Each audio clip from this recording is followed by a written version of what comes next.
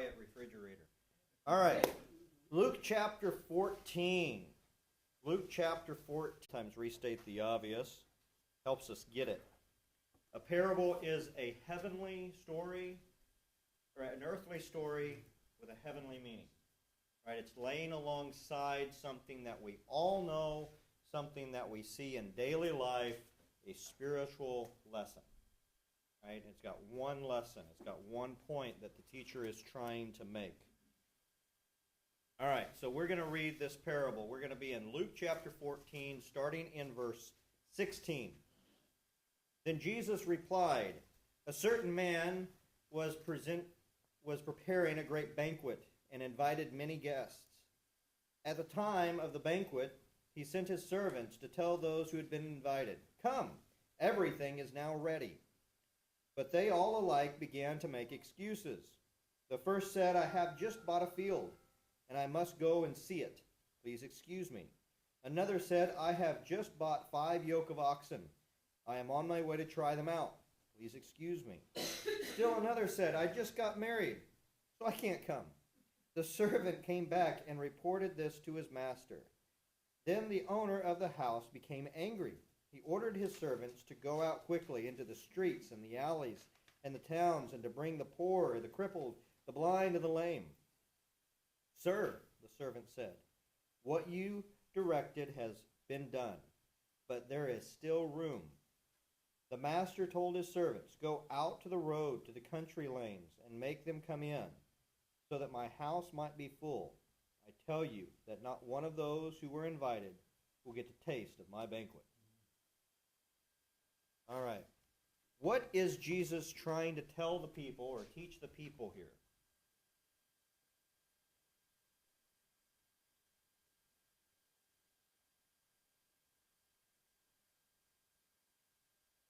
Jesus is trying to teach us. What's his point?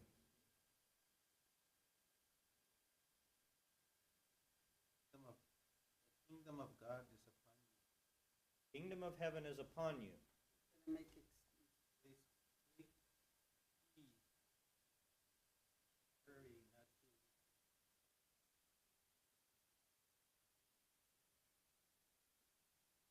Everybody's welcome. Everybody's welcome.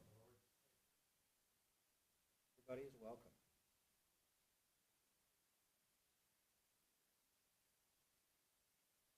Why is Jesus telling this parable?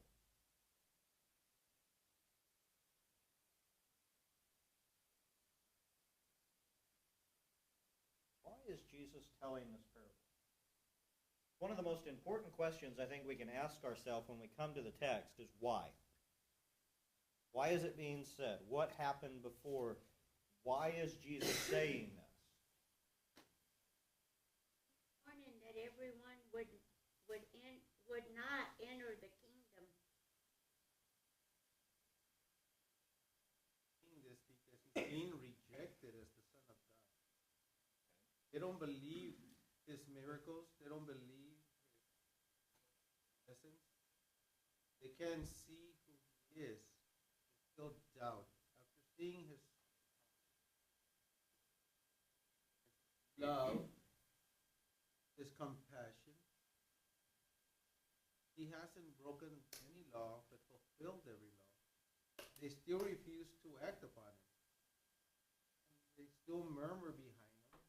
They're trying to remove him. Well, I mean, there's always been some of those in Jesus' time who has taken that position, right? Who has been against him. Right? And by and large, at this point in Jesus' ministry, that's most of who is rejecting him. Right? It's the same group.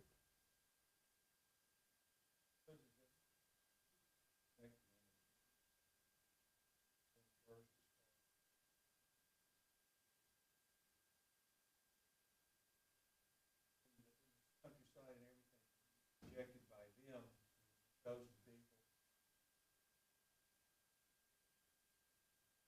waiting for the Messiah, and the Messiah, he is the Messiah to come. They're rejecting him, so now Jesus says in this Gentiles and to the other people, this invitation now, because the ones who were chosen and banquet or come to Christ, saved or rejected it, and now go to the Gentiles and invite everybody. There's a lot of truth to that. I think it's important to note that the church began with a only Jewish audience. So when Jesus is rejected by the Jewish nation at the time, he's not rejected by all. He's rejected by a certain set of that. And to some extent, that's Jesus' point here. Right? Now, eventually, we are going to get to a point where, the fig tree, as it were, right, has all of its branches lopped off, right, and we Gentiles are grafted in, right, and we should not get too haughty, because if the natural branches were chopped off to make room for us, or it really wasn't to make room for us, how much more readily will the natural branches be able to graft themselves? So I think we're in that fallacy right there also. That everybody believes that the Jews as a nation rejected Christ. Not necessarily because he had a lot of followers. yeah, no, exactly. He had thousands of followers that were Jewish only. The problem was that the people who claimed to know the law, the scribes, and the Pharisees, those who practiced the law, those who did their tithing, did their sacrifices according to the law, knowing the law, rejected Christ. Right. And made sure that others did as well. So they were the door that didn't allow others to come in, and they themselves wouldn't go. Right. So when we think about the beginning of the church, right, the day of Pentecost, a Jewish holiday, right, with Jewish people from all over, and probably not just ethnically Jewish, but religiously Jewish, right? The diaspora that had converted into Judaism, who had come in pilgrimage to Pentecost. 3,000 with that foundational knowledge of the Old Testament are the beginning of the church, right? And the church for the first couple years was just Jewish, right? So the church was growing in that community. The reason that there were 3,000 that were saved that very first day, the reason it grew by leaps and bounds at the beginning is because of that foundational work, right, of the Old Testament, of the knowledge of God, and that acceptance of Jesus as the Messiah. But you're right. The issue that Jesus is addressing here specifically are those leaders who are rejecting Jesus and who are standing in the way of others entering in. Right? Now, how do we know that this is who Jesus is talking about and what Jesus is talking about? These were Pharisees and Sadducees. According to this, at the beginning of this scripture, and saying they're blessed. Right. Which is like us. We're blessed. And we have Right. So, in order to know why Jesus is saying this, we go before in the text. Right? Now, we have to back up to Luke chapter 14 and verse 1 in order to get the context. On the Sabbath, Jesus went to eat in the house of a prominent Pharisee, and he was being carefully watched. There in front of him was a man suffering from dropsy. Jesus asked the Pharisees and those experts in the law, "Is it lawful to heal upon the Sabbath or not?" But they remained silent. So taking hold of the man, he healed him and sent him on his way in peace. Then he asked them, "If one of you has a son or an ox and it falls into a well upon the Sabbath day, will you not immediately pull him out?" And they had nothing to say. And then he noticed how the guests had picked the place of honor at the table. And he told them a parable. And that's the parable we looked at last week. right? The parable of the man who goes to a feast and promotes himself to the highest point of the table, who then has to be demoted. Jesus says, no, instead, go to the least important seat so that you will be elevated, right? So that you will have honor. Then Jesus tells this other parable about another banquet, another situation. So, Verse 15. verse 15, right? So that is the context, the setting out of which Jesus is telling this parable. So he has a point to make. He uses two different parables to make that point. Right, so that's what's going on here. What was the point Jesus was making with the first parable?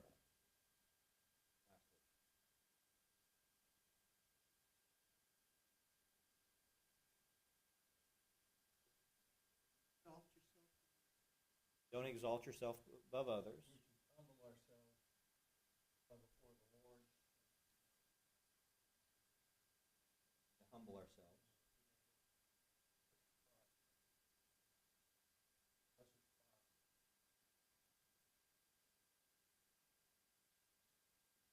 Except that, I'm glad to have that.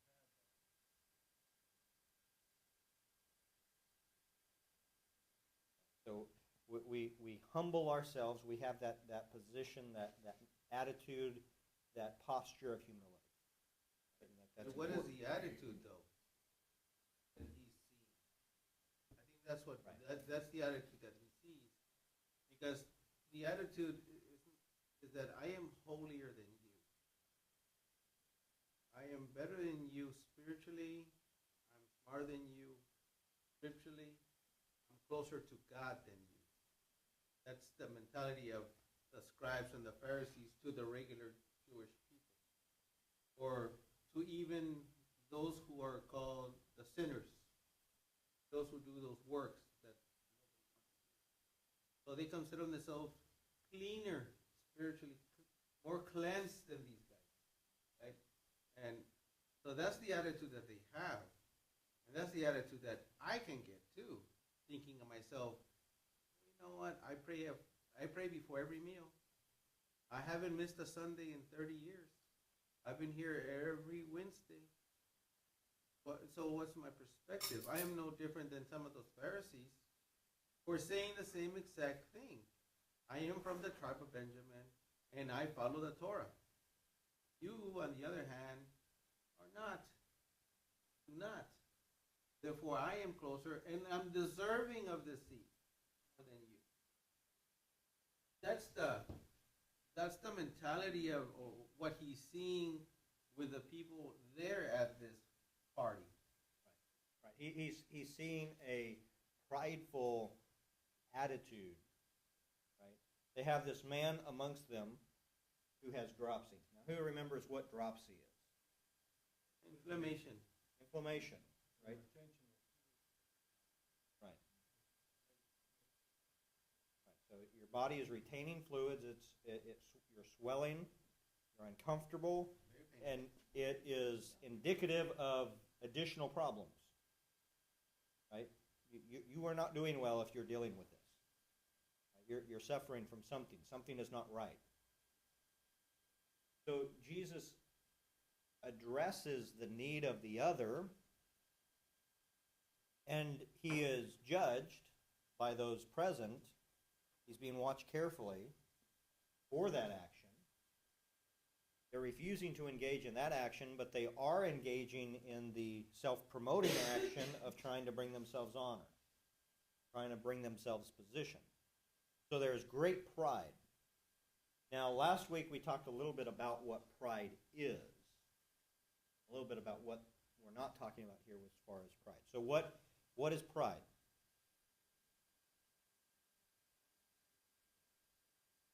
What is pride?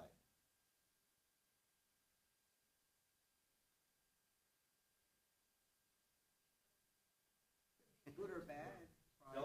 Self-inflation, thinking of yourself more highly than you should, right? That elevated view of self, right? Of ego, right? Now, humility. flip side of inflation of one's ego is what? Being humble. It's a proper view of oneself. Now, what is a depressed view of oneself? Worthlessness. Right? So, humility is a proper view of oneself, whereas pride is an overinflation of oneself. But what we often think of humility is actually a deflation of oneself, of I'm worthless, I'm not worthy to do this, I'm incapable of the task at hand. Right? So, in humility, we need to have a proper view of oneself. We need to not underappreciate ourselves. We're not depreciating ourselves. In fact, really what humility is a not looking at oneself. Right? Instead, it's other-focused. It's looking at the needs around. Jesus, in humility, is not saying, oh, but I'm really not the Son of God. He's not saying, oh, I can't actually heal this man. He's not saying, oh, I'm not worthy to sit in any seat. I'm going to sit over here on the floor. He's not taking that position, right? Instead, his focus is upon the need of the man who's here, right? And he's saying, if you're at a party, instead of being focused upon yourself and saying, okay, how do I get to sit at the place of honor? He says, instead, think of others and where they need to sit. So don't place yourself you're not going to place yourself at the head because you're not thinking yourself as the most important. Right? So we have that proper view of oneself. Let's read Luke 14, 12 through 15 real quick.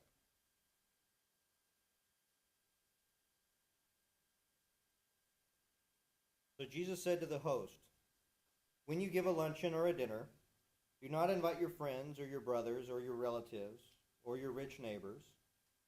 If you do, they may invite you back, and so you will be repaid. But when you give a banquet, invite the poor, the crippled, the lame, the blind, and then you will be blessed. Although they cannot repay you, you will be repaid at the resurrection of the righteous.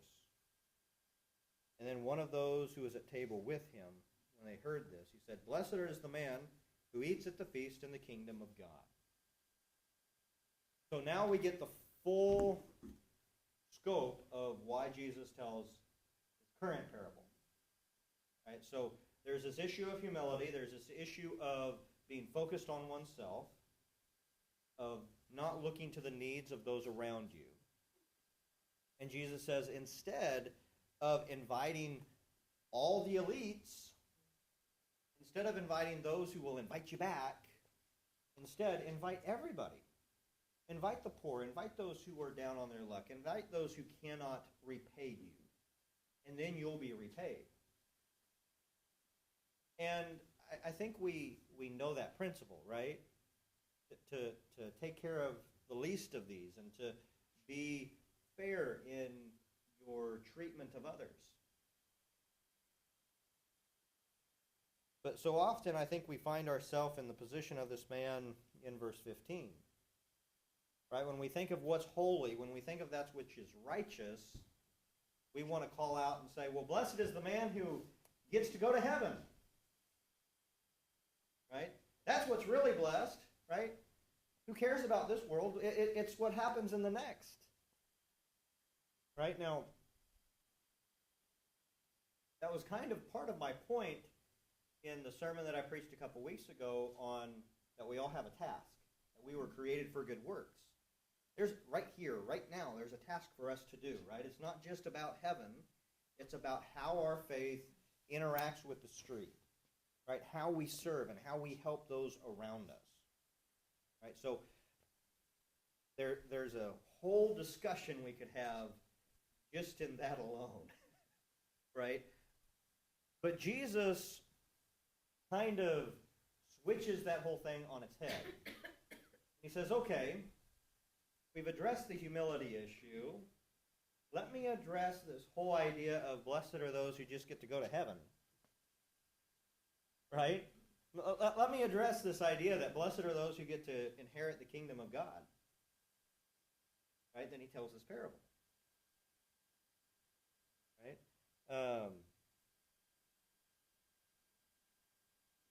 Who does God call to himself? Children. Who does God call to himself?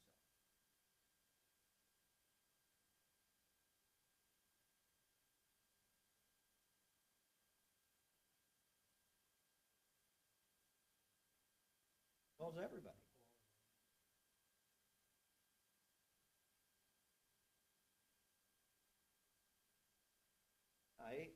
He calls everybody, right? He doesn't wish that any would perish, right? He calls all. He wishes all to repent, all to come to him, right? Now, we often think, who are those who have actually accepted that?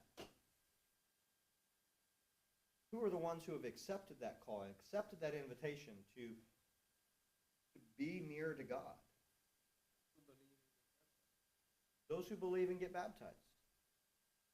Those who will darken the door of a church, right? Who will actually come and be a part of fellowship. Those who are religious.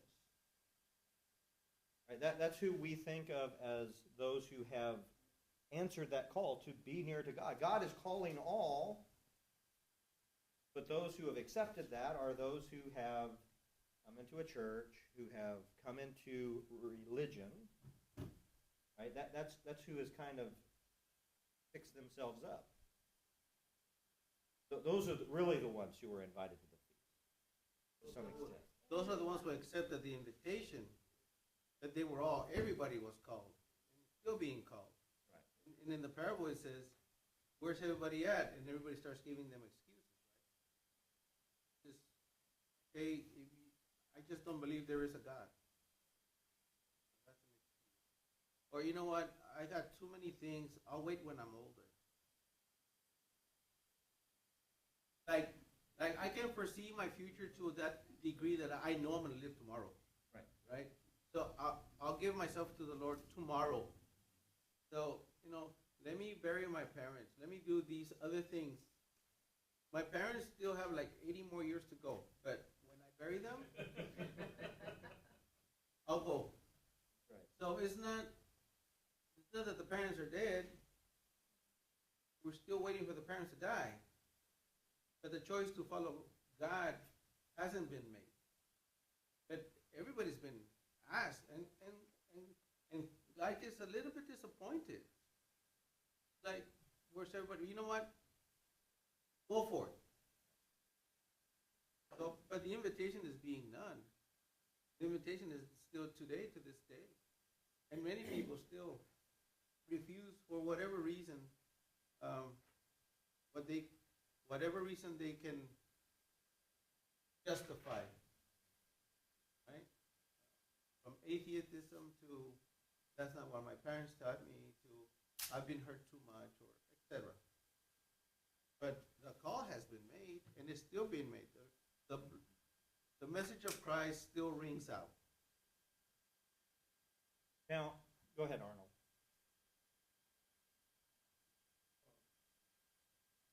On to the first certain man making a great dinner. That was a pre-preparation. Dinner had not been made. Patience had been made. The slave, when the dinner hour came, say to those who had been invited, they had several days. Tired. Come, for all things are now ready. Time has come. We've already commented. They all with one consent have to make excuses. They didn't put much value on the invitation. They didn't put any value on the dinner.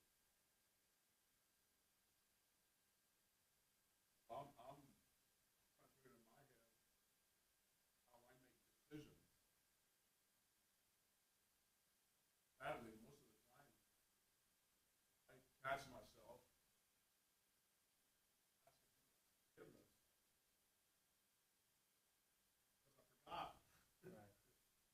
I didn't comply. I didn't even respond. Yet I'm still thinking, how do we make decisions? What's it based on? What's the real value? Many opportunities. It doesn't say here that he was a wealthy man, certain man.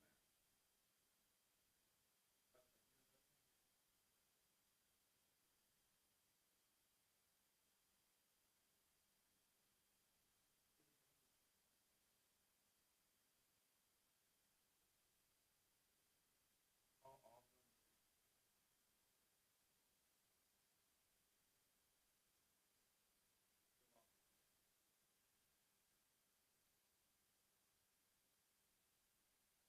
I think there's an aspect of this parable in Jesus' day that doesn't transfer well to today. In Jesus' day, if you were born into Judaism, if you were born a Jew, then you were born under covenant. Right? If you were a male on the 8th day of your life, you were circumcised, and if you failed to do that, you were cut off from Israel. You were breaking covenant because you already were in covenant. Now, at 8 days old, you're not able to do nothing. It's done for you. Right? So you're born into covenant. Right? So everyone in the nation is born into a covenant relationship with God. And you then have to choose to break that covenant, to reject that covenant, to fail to obey that covenant. That's not the way it is in the church. Right? In order to obey the gospel, you have to learn something. Right? Now, the threshold of that learning was a whole lot lower when you were born under law and you grew up learning the law and you had that foundation. But you still had to learn and hear the gospel. You then had to accept that gospel. Right? So, as I was setting up the concept of religiosity that Jesus is addressing, when we translate that into the Christian life, some things aren't transferring over very well. They're getting stuck on the bridge because we're not born under covenant relationship. Those within the church, those who have accepted the gospel, are those who have crossed that bridge, who have come into covenant relationship. Right? So there's an aspect of that. But with the mindset and the understanding that everybody in Israel at the time was born into covenant relationship with God, this ceases to become a question of how one gets into a saved relationship with God, which is where our mind, I think, jumps to. This man calls out in verse 15 and says, "Blessed is everyone who eats at the kingdom, at the banquet of God." Right? And we're taking that forward to heaven. Right? And I think Jesus is kind of addressing that, but ultimately what he's saying is those who accept it. Right? Now in Israel, those who had accepted it are the religious leaders. Right? The Pharisees, who have devoted their lives to studying and following the Torah. Right? The Sadducees, who have devoted their lives to keeping ritual purity. Right? There is a devotion that is there. And Jesus describes the people who would fit into those categories in their society. Right? The ones who have gotten their lives together, who have devoted their lives to God, and he's describing those who would be invited to a feast like this. Right? Because Jesus had just talked about who they should invite. right? And Jesus says, okay, those who look the part, who have their lives together, who seem like they're in the know, what do they do about the invitation to the wedding banquet? How do they respond? They reject it. Oh, I'm sorry, I bought 5 yoke of oxen. I bought 10 oxen. I'm married, I'm busy. I just got married. I am unable to attend. Okay, you get off, sir. Of all of these excuses, I think that may be the only one that gets a pass. Like, all right, we're not coming between the bride and her groom. You When off, the day comes calling, and they not, right, they're not gonna be accepted that's right. into the kingdom. Yeah. So they reject it, right? So what does the king then do? What does the master of the banquet then do? Servants out to bring in He the says, wedding go find people. forward. Right, go out and grab all the beggars. Go out and grab all those who are in the square, the hard workers. If you see somebody, tell them to come on over. He says, we've done that. Everybody else has come.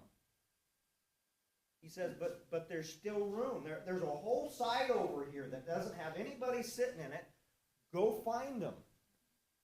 Go out to the highway. Go out to those who are making their way to market. Tell them to come in. Build this place up, because I don't want those who have rejected the blessing for the first time to have a chance to inherit it the second time. Because now they have time. Now they've done what they have to do. Now I can do it. Right? I've gone out. I've checked out my yoke of oxen. Right? I bought the new tractor. I took it for a spin. Planted all the fields. Now I can come and take time to have a party. Right? He's like, no. Giving God the leftovers. Right. Exactly. You're giving God the leftovers. Right.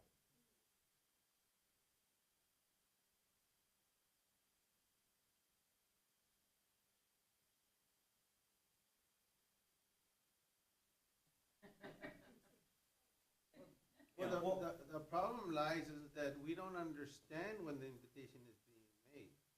It is a choice. At the end of the day, it's a choice whether to have a relationship with God or not. And that is what the invitation is all about. You know, these people that are being called upon know about God, but they choose not to have a relationship with God. Like in today's world, we know of God. And through Christ, we can have a relationship, but it's there for you to take. Christ is that letter invitation. Christ is that. And we hear it. We can't say that we haven't heard it. We hear it. We see it in the movies. We hear it in the songs. We hear it every Christmas. We hear it every Easter. Anything, there's always something that says Christ is the invitation for you to have a relationship with God. Are you willing to have that relationship? And what are you willing to give up for that relationship as well? And are you willing to give up not going to those places, not being with whoever needs to be done? Are you willing to give up? Are you willing to help in order to have that relationship? Because at the core, that's what Christ is letting them know. Look, you guys, God wants a relationship, an intimate relationship with everybody. What are you willing to give when this message comes to you? And the problem is, we don't hear the message. We just hear the words, and that's it. Maybe I don't want to give up who I am. I like being angry at the world. I don't like helping my neighbor. I don't want to care for anybody. Why should I? They don't care about me. These attitudes that we have as humans, because these are choices that we make, push that away. Because it's up to me. And when the day comes, God is going to say, look, you didn't want to have a relationship then, you're not going to have a relationship now. But it was your choice. It was me to choose.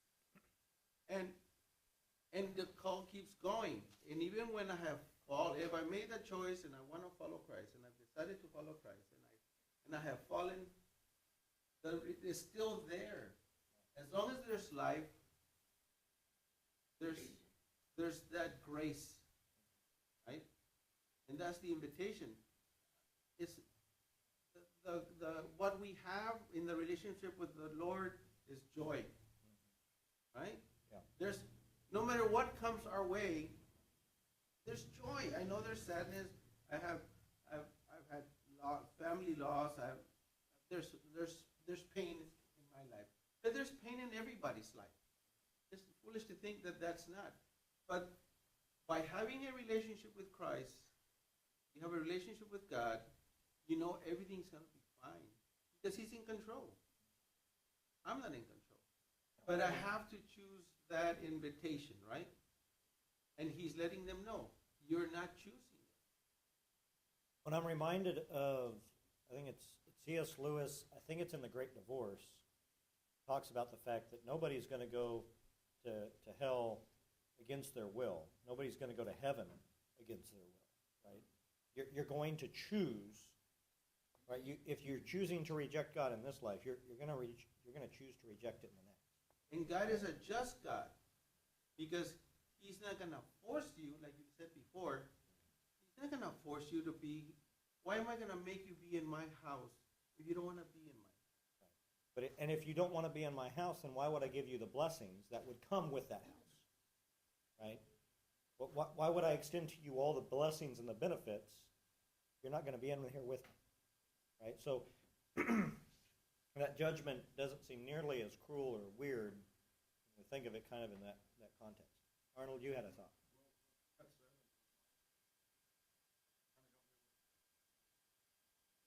pre-preparation.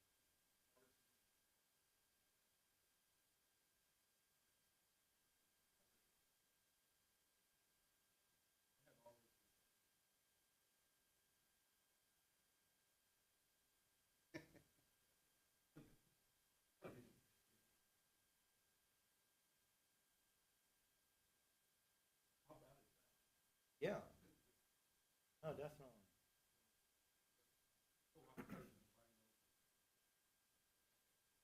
Go find the willing. Yeah, exactly. And that's what Christ is saying, right? You choose me, you unburden yourself. You have this on your shoulders. I will take it off and carry it for you. Well, and I think, as we've kind of worked through the text, there's an application of this that we can talk about the fact that we've been grafted in as Gentiles. Right? That in the church era, we get to go to that feast because there was a group, and not just because there was a group, but in part because there was a group who rejected Him. Right? So how great is it that we get to come to the table? Now, I think it's worth pointing out that there was a huge group of empty chairs. There was plenty of room. It's not like they had to be excluded so we could be included. That's by no means theologically or practically what's going on. And the plan was for everybody to be saved. Right. The plan of salvation was a worldview. Yeah. The salvation Christ offered, the price He paid for all. The sad thing is so many have rejected it. Right? There's a space in heaven for each and every soul who has ever been and ever will be. Many of those spots will be bare.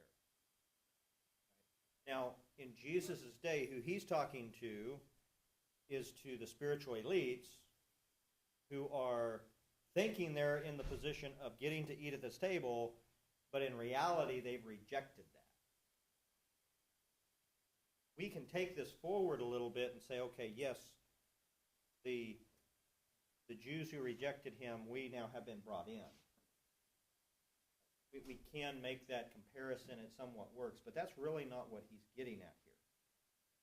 Right? The setting by which Jesus is talking here is Jesus addressing these proud, self-focused individuals, he says, don't go out and invite those who are going to return and invite you. Right? That you don't just invite to your party those who also have the space for a party. You invite everybody. Invite everybody. Right? And instead of acknowledging that point, or even wrestling with that point, they say, oh, but, hooray, we all get to eat in the kingdom of heaven. And Jesus says, okay. The problem is you're rejecting the kingdom of heaven. Right?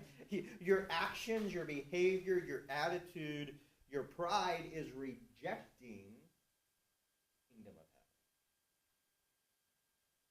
heaven. Right? So all you highfalutin throwing parties group, you're rejecting the kingdom of heaven, you're rejecting me, and it's going to be revealed then to the sinners, the average Joes, the Gentiles, the Samaritans. It's going out to everyone. If you reject me in this life, there's not going to be another chance. So he's calling them to a certain action. I think that's his primary thing. Right? Don't be focused on you. Focus on others. Don't focus on how you're going to benefit by the actions that you take and by the people that you invite. Make sure you're being equitable. Make sure that you're being fair. Make sure that you're being godly in the way that you're treating others. And then there's a theological undertone point that I think we can rightly connect to this of if you reject him in this life, there's not going to be any room to get back in. But that's really not the theological point Jesus is trying to make in the parable. Right? We can talk about the fact that the Jews rejected Jesus to some extent, and the Gentiles are grafted in. There's lots of texts about that. That's biblical. That's really not the point of this parable. So it's important that we can wrestle with all those different aspects, and it somewhat fits within the narrative, but it's important to remember that it's not connected. If that makes any sense. I know we've talked about it quite a bit tonight, but Jesus is not making that theological point. That's not the narrative that he's talking about. Right? That would be the definition of what I say when I say you can't make a parable walk on all fours. Right? You're asking the parable to teach a lesson, to deal with a theological point that it wasn't meant to deal with. Because Jesus is telling this to address them in that moment. Not the theological question that we often wrestle with, who gets to go to heaven. Now, I think there's an aspect of it there because he does address it, right? This gentleman who's like, but we get to enter, and eat at the kingdom, in the feast of God. It's like, okay, well, I will use that as the format, but that's not the point he was addressing. Thoughts and comments?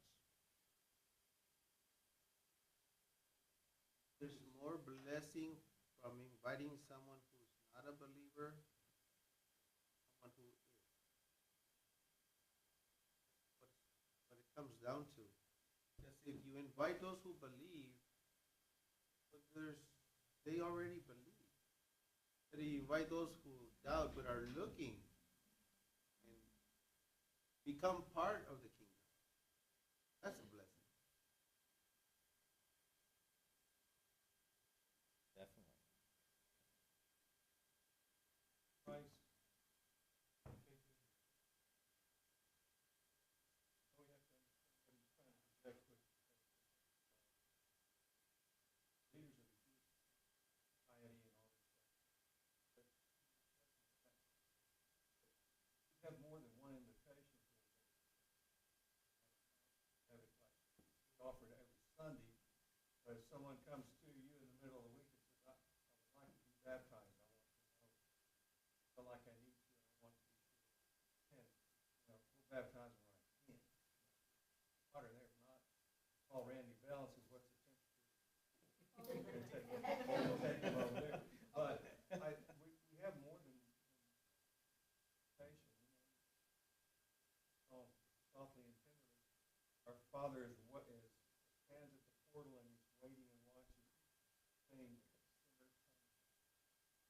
So it's constant. He wants everybody to be saved. So we can't wait till the last minute. Whenever we feel like we understand what we need to do it because we don't know what's going to happen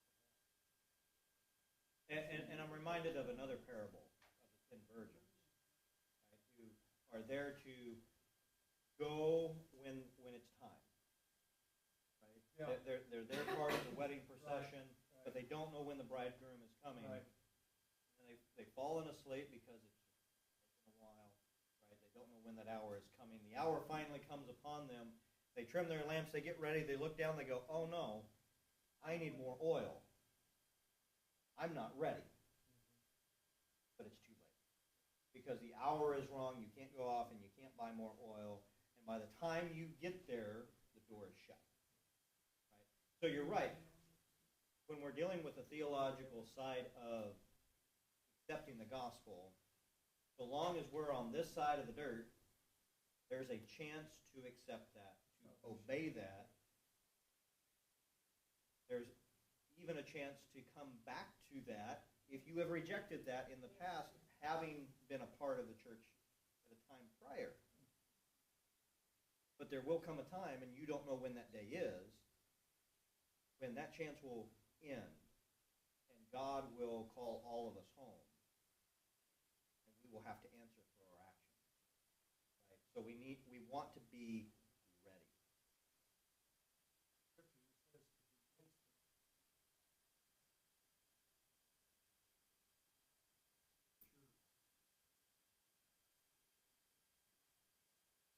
You're ready to go, that you're doing what you need to do. Scriptures say, now.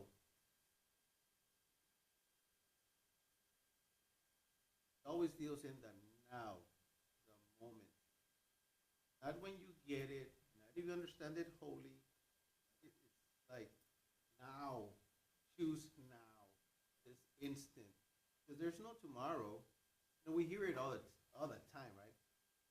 Future doesn't exist. The past is gone. Today is the present. We need to enjoy this present given to us by God. But salvation is now. Never tomorrow. Never yesterday. Always on the now.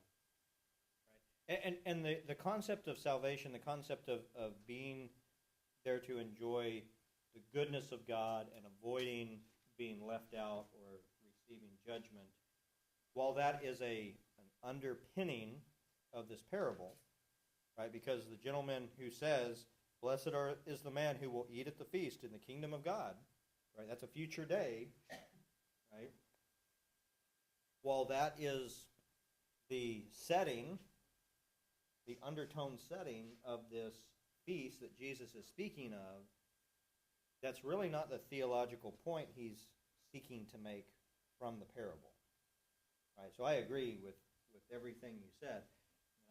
But we have to remember what Jesus is calling the people to here, those who are attending this feast, putting this on, he's addressing the pride, self-focused, the lack of care of others, and he says, go out and invite all of those, especially those that can't repay you.